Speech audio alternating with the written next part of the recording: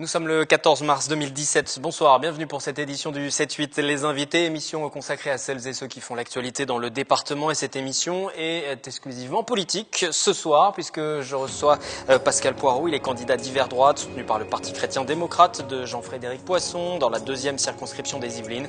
Les circonscriptions détenues aujourd'hui par Pascal Thévenot, le maire de Vélizy. Et puis en plateau également, Alexandre Morlet, le président du RPF dans les Yvelines. Il s'engage sur la troisième circonscription, celle d'Henri Guénaud, avec l'ambition d'obtenir le soutien des Républicains, mais il l'assure, il se présentera même sans cette investiture, comme l'a également annoncé Philippe Briot, le maire du Chesnay. Bonsoir à tous les deux.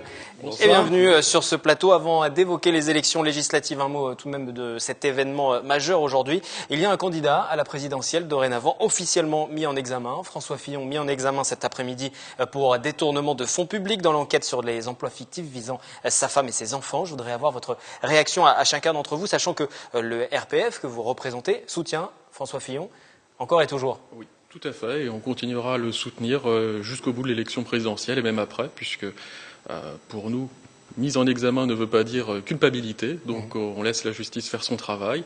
Elle le fera sûrement très bien, puisque je pense qu'on aboutira sur un non-lieu et qu'on pourra enfin parler des vrais sujets d'actualité sur cette présidentielle et d'être tous ensemble avec François Fillon. Maintenant que c'est officiel, cette mise en examen, ça va néanmoins, est-ce que ça peut néanmoins freiner sa campagne encore, l'empêcher de décoller aussi dans les sondages?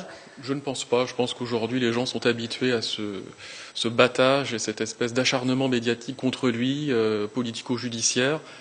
Je pense qu'aujourd'hui, les citoyens ont une idée de pour qui ils veulent voter. Je ne pense pas qu'il soit freiné. J'ai vu au Trocadéro une population vraiment enchantés de son candidat, tous derrière. Je vois des manifestations dans les Yvelines qui s'organisent quasiment tous les 2 ou tous les 3 jours. Donc pour moi, j'allais dire, la campagne, elle est lancée, elle bat à plein, et ça m'étonnerait que notre candidat perde. Pascal Poirot, je voudrais avoir votre sentiment aussi, vous qui êtes donc candidat d'hiver droite aux législatives, mais soutenu par le Parti chrétien-démocrate.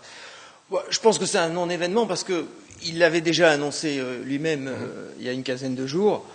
Bon, et je pense que maintenant, il faut passer vite au vrai sujet de fond et plus à tout ce qui est autour et qui, à mon avis, n'intéresse vraiment plus les Français. Pour la présidentielle, c'est votre candidat, François Fillon? C'est le candidat aujourd'hui que soutient le Parti chrétien-démocrate et que je soutiens aussi. Et puis, adviendra que pourra. On va s'attarder maintenant à la campagne des législatives. Campagne qui s'accélère malgré tout à droite avec les difficultés de François Fillon. On voit les différentes formations qui se positionnent et les candidats se prononcer aussi. On va parler de vos candidatures respectives dans chacune de vos circonscriptions. La deuxième circonscription tout d'abord avec vous, Pascal Poirot, 54 ans, entrepreneur. Vous habitez Voisins-le-Bretonneux depuis 27 ans et vous êtes candidat dans la deuxième circonscription qui couvre votre commune mais aussi Magny ou encore Vélizy. Vous avez le soutien du Parti chrétien-démocrate, mais vous ne souhaitez pas spécialement le mettre en avant, c'est ce que vous m'avez expliqué avant cette émission. Expliquez-moi pourquoi. Non, c'est pas tout à fait ça. C'est que je pense que, avant tout, je veux être le candidat de la société civile et d'une grande droite de conviction. Qu'est-ce que je veux dire par là? Je veux dire par là, c'est qu'aujourd'hui, on enferme les gens dans des étiquettes partisanes qui, à mon avis, peut-être n'existeront plus dans 2 mois. Et qu'il est grand temps de revenir aux idées qui font et qui sont bonnes pour la France, finalement. Et donc, quand je dis que le Parti chrétien-démocrate me soutient, bien sûr, mais le Parti chrétien-démocrate a vocation à faire des alliances avec un certain nombre de mouvements et à la limite avec l'ensemble des Français qui se retrouvent dans ces propositions et dans les propositions qu'il portera avec d'autres, comme le RPF par exemple, ou comme parfois avec les Républicains, ou avec le Ciel, ou avec le MPF, ou avec beaucoup d'autres, et que même dans les propositions du Parti chrétien-démocrate, dont on pourra peut-être parler plus tard, et en tout cas celles que je porterai au niveau de la deuxième circonscription, même un certain nombre d'électeurs de gauche peuvent se retrouver, notamment sur le volet social, puisque la gauche a abandonné le volet social. On va parler de quelques-unes des propositions. Je vais aussi préciser que vous êtes le trésorier du Parti chrétien-démocrate depuis le 11 mars dernier, aux côtés de Jean-Frédéric Poisson, puisqu'il y a eu une réélection au sein du bureau national. Alors, quels sont les thèmes forts aujourd'hui dans lesquels vous vous retrouvez, vous, au Parti chrétien-démocrate, et que vous allez porter? En tout cas, ce que je vais porter dans la circonscription, c'est déjà reconstruire la communauté nationale. Parce que aujourd'hui, j'entends beaucoup parler, est-ce qu'il faut passer la TVA à 20%, 21%, 22%? Est-ce qu'il faut qu'on réduise la fonction publique de 200 000, 250 000 personnes? Enfin, on a l'impression d'avoir des financiers qui discutent de de mesures derrière lesquelles il y a des hommes et des femmes quand même.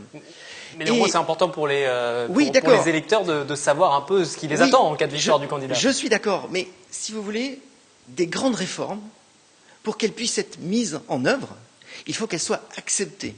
Et pour qu'elles puissent être acceptées, vous ne pouvez pas les présenter à une société qui est complètement fragmentée. Aujourd'hui, les gens n'arrivent plus à se parler, la France des villes et la France des campagnes ne se parlent plus, la France des banlieues et la France des centres-villes ne se parlent plus. Il faut que tous les Français ensemble arrivent à retrouver un sentiment d'appartenir à une communauté particulière. Après, c'est l'enjeu de la présidentielle, cette réunification ça nationale. devrait être l'enjeu de la présidentielle, mais on n'en parle pas. Parce que, encore une fois, les mesures et les changements, même dans une société, moi qui suis un chef d'entreprise, dans une société, quand vous voulez imprimer un changement, si la société est morcelée de partout, les gens ne vont pas l'accepter et le changement ne se mettra pas en œuvre. Donc, une des choses, c'est comment on reconstruit notre communauté nationale. Voilà, c'est un certain nombre de thèmes que je vais parler et des mesures concrètes pour le faire. Vous avez été militant du côté de The Sens Commun, qui est le mouvement politique issu de la Manif pour tous. C'est un thème que vous allez porter également dans votre candidature? Disons que... Ce thème de la famille, notamment? Exactement. Alors, reconstruire la communauté nationale, ça veut d'abord dire, de mon point de vue, une éducation nationale qui transmet les savoirs, qui transmet notre récit national et une histoire qu'on aime et qu'on fait aimer à tous ceux qui partagent le territoire français. Et là, à partir de moment, on peut construire quelque chose. Ça peut être aussi un des thèmes forts que, en tout cas, je vais essayer de porter, et que porte aussi Sens Commun d'ailleurs, c'est une économie au service de l'homme, et non pas l'homme au service de l'économie.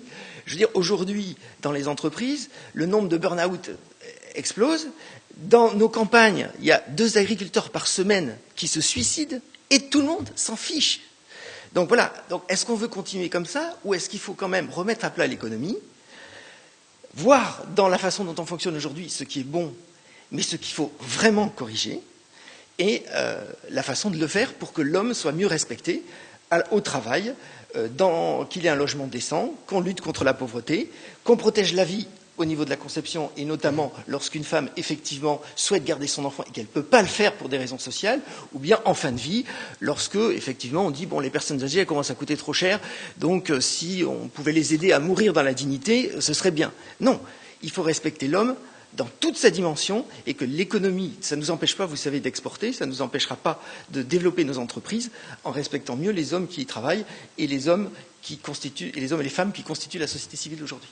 J'ai une question également sur le candidat que vous allez affronter. Le candidat sortant, c'est Pascal Thévenot, qui a été investi par les Républicains. Il est arrivé à ce poste il y a un peu plus d'1 an et demi, après la victoire de Valérie Pécresse à la région, qui a dû quitter son poste. Quel regard vous portez sur votre adversaire des Républicains, Pascal Thévenot, pardon? Bon, écoutez, je ne le connais pas bien, donc je ne vais pas pouvoir vous en dire grand-chose. Donc moi, ce que je porte surtout, c'est que aujourd'hui, il faut en revenir aux idées et aux convictions et ne pas se sentir prisonnier d'éventuelles étiquettes partisanes.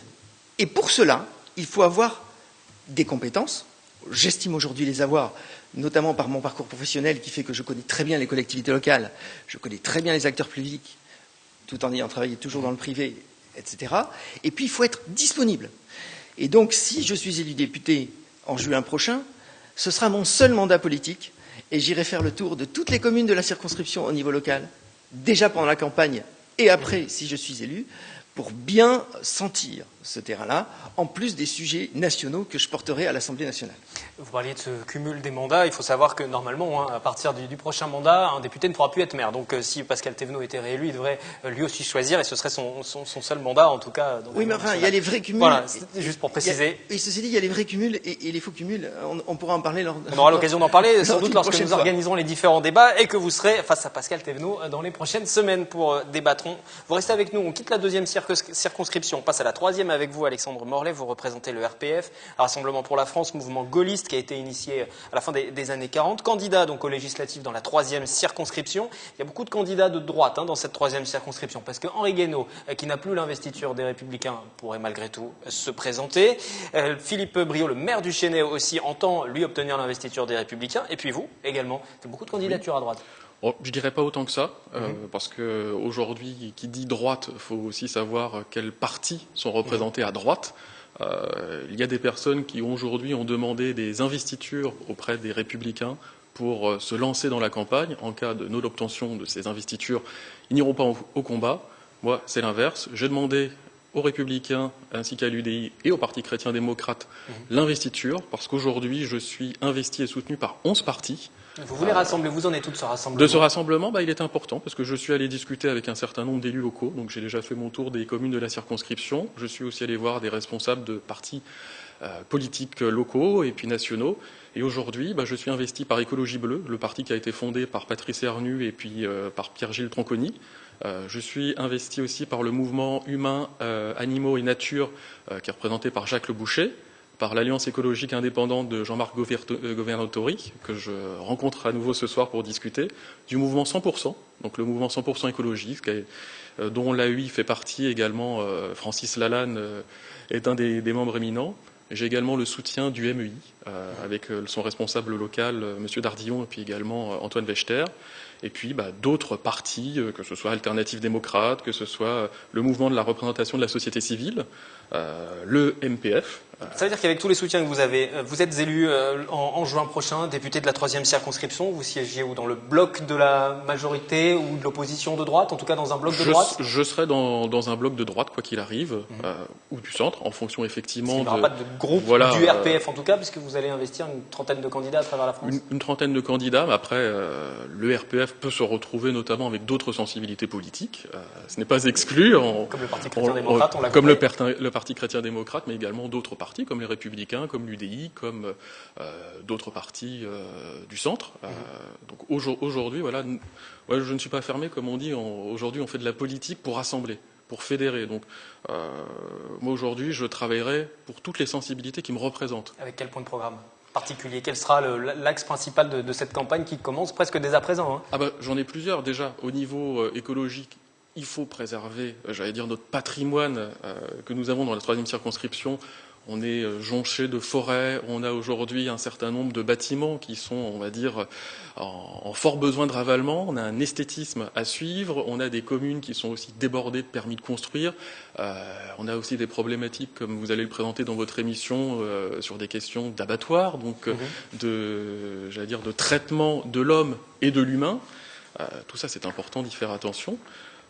Et puis, j'allais dire, au niveau politique, j'allais dire, le rassemblement que je représente, c'est effectivement toutes les sensibilités de la droite, du centre, des indépendants et de l'écologie, parce qu'aujourd'hui, on les oublie, et je préfère être un candidat qui va porter plusieurs sensibilités, qui va représenter tous les besoins de la circonscription que j'ai, parce qu'on est quand même énormément de communes. On est la circonscription avec le plus de communes des Yvelines, un terreau agricole assez important.